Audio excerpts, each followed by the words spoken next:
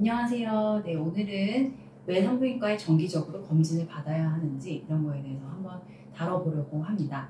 특히 또 좀 연세가 있으신 분들은 정말 옛날에는 산부인과에 대한 접근도가 되게 낮았던 것 같아요. 아기 낳으실 때 딱 그때만 가시고 그 뒤로 전혀 검진도 한 번도 안 받으셨다가 오시는 분들도 가끔 있어서 정말 깜짝 놀란 적이 있었어요. 그래서 왜 이제 정기적으로 산부인과 방문이 필요한지, 왜 여자들은 내 몸 상태에 대해서 정기적으로 검진이 필요한지, 정기 검진했을 때 어떤 항목들을 좀 검사해야 되는지 이런 거에 대해서 한번 다뤄보도록 하겠습니다.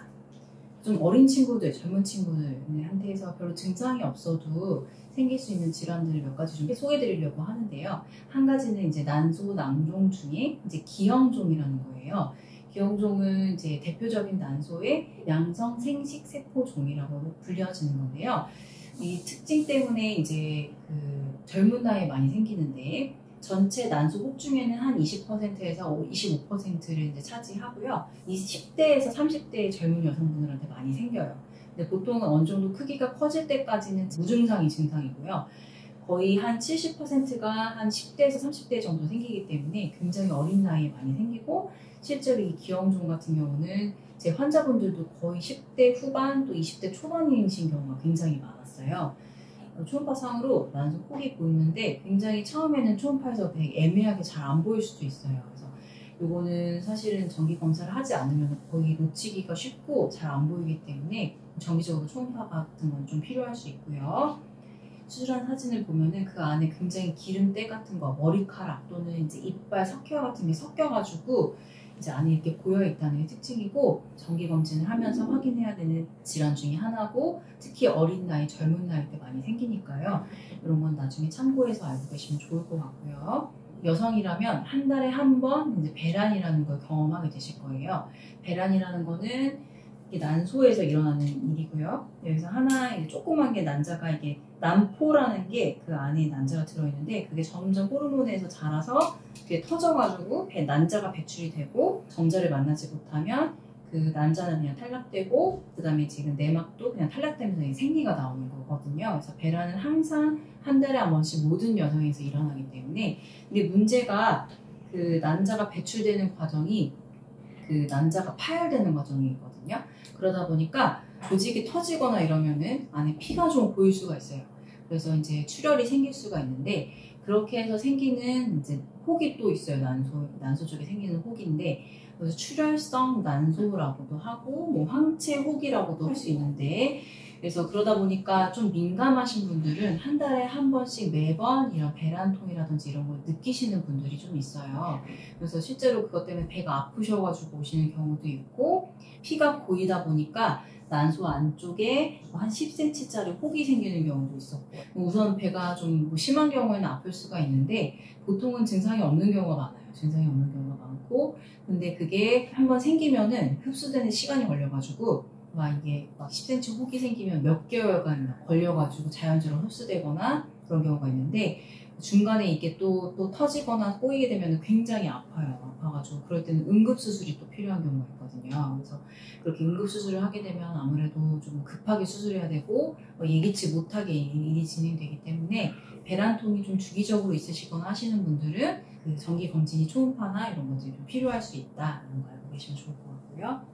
또 나이가 젊거나 또는 나이가 들거나 하는 거에 상관없이 좀 생길 수 있는 질환들이어가지고요. 혹시라도 이런 증상이 있으셨거나 하는 분들은 당연히 배가 아프시거나 하신 분들은 꼭 검진을 받으시는 게 좋고, 증상이 없으시더라도 뭐 난소 쪽에 혹이나 이런 것들은 워낙에 자주 생겼다가 없어지기도 하고, 이런 기형종처럼 안 없어지는 혹도 있으니까요. 꼭 정기 검진을 받으시는 거를 권유드립니다.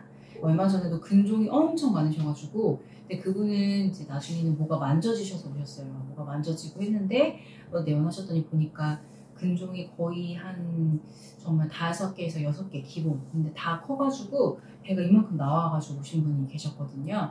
근데 그렇게 되면은 사실은 자궁, 물론 근종만 절제할 수 있지만 나이가 젊으시고 임신을 하셔야 되니까 자궁에도 상처가 많이 가고, 그다음에 자궁을 또 많이 갈라야 돼요. 그래서 그렇게 되기 전에 미리 이제 뭐 한두 개 있을 때 또는 작을 때 더 자궁에 많이 상처가 가지 않게 미리미리 이제 수술이 필요한 경우는 해줘야 되기 때문에, 심하지 않더라도 이 정기적으로 근종이 어디 뭐 나쁜 위치에 있는지 또는 사이즈가 큰지 작은지 이런 거는 초음파로 꼭꼭 확인하시는 게 중요합니다.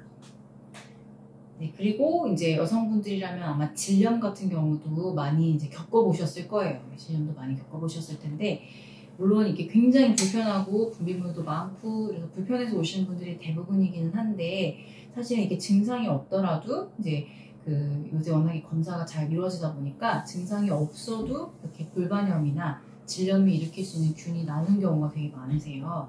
그래서 이제 그렇게 검사를 해보고 만약 염증 수치가 높다던가 내가 증상이 없지만 또는 뭔가 나쁜 균이 나온다든지 이런 경우에는 미리미리 좀 이제 약을 드셔야, 특히 또 이런 균들이 옮을 수가 있거든요. 그렇게 되면 사실은 저희도 이제 그런 분들을 보면 파트너분한테 얘기하기도 조금 뭐하고 되게 좀 껄끄러워 하시는 분들이 사실 되게 많았어요. 그래서 뭐 심하지 않으신 분들이라면 1년에 한 번 정도는 이제 염증 검사, 분비물 검사, 이제 감기 여성분들이라면 좀 미리미리 해보고 뭔가 문제가 있으면 미리 좀 치료를 해보시는 것도 좀 권유드리고요. 특히 그 중에서도 흔하게 나오는 게 클라미디아라는 균인데, 얘는 거의 50%가 거의 무증상이라고 알려져 있어요. 증상이 있으면 사실은 좀 심한 경우가 많고, 얘는 대표적으로 성병처럼 옮는 균이고, 특히 이제 그 여자분들은 이제 클라미디아에 옮게 되면은 여기도 보이시면 아시겠지만 이런 나팔관 같은 데가 굉장히 부을 수가 있어요.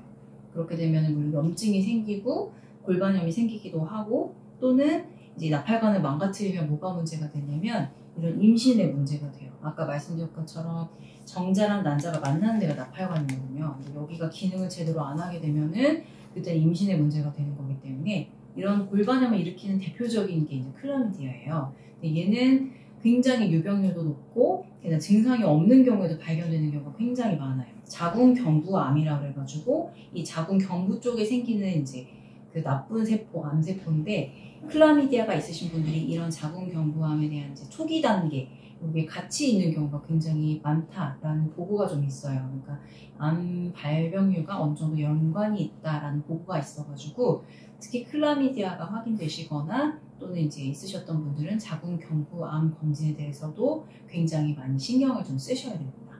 그리고 또 하나는 방금 말씀드린 것처럼 이제 자궁경부암에 대한 건데, 이제 젊은 분들은 암이랑 나랑 상관이 없겠지라고 그렇게 생각하시는 분들이 좀 많이 있을 수 있을 것 같아요.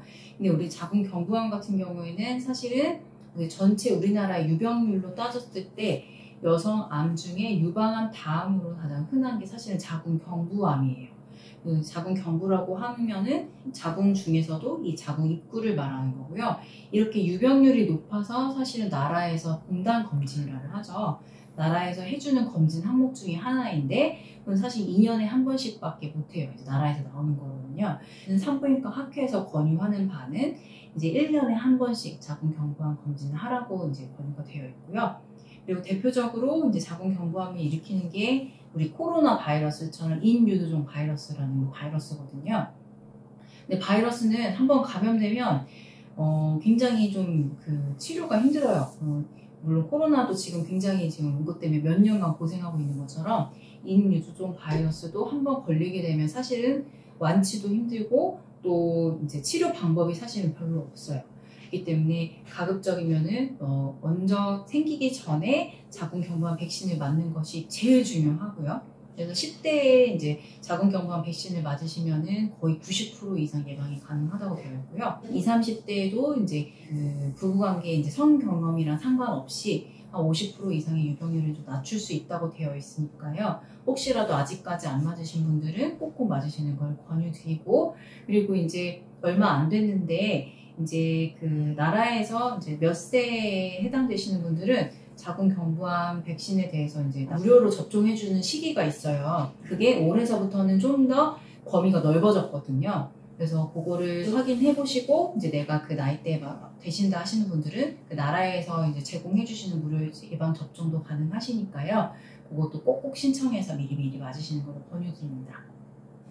이제 정기적으로 이제 만약에 산부인과를 내원하시게 되면은 물론 문진에 따라서 어떤 검사를 하실지가 결정이 되시겠지만, 기본적으로는 이런 자궁경부암 검사, 그리고 자궁경부암 검사만 해서는 사실은 이 자궁 근종이라든지 난소 혹을 볼 수가 없거든요.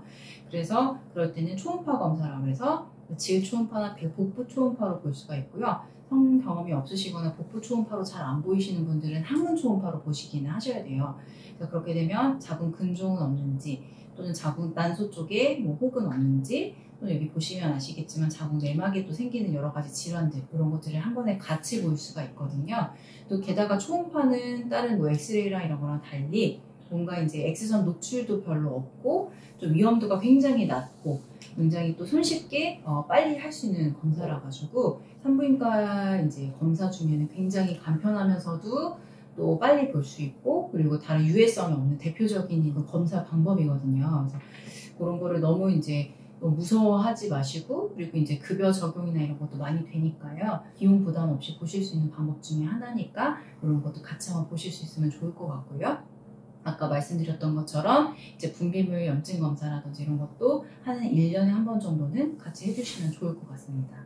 그리고 필요에 따라서는 이제 아까 전에 자궁경부암 검사에서 이상이 있으신 분들은 인유두종 바이러스 검사라고 해가지고 이제 어떤 바이러스가 내가 감염이 됐는지 이런 것도 같이 볼 수 있어요. 그래서 그런 것도 자궁경부암 검사할 때 같이 하면 굉장히 간편하거든요. 그래서 그런 것도 상의해 보시고 같이 해보시면 좋을 것 같습니다.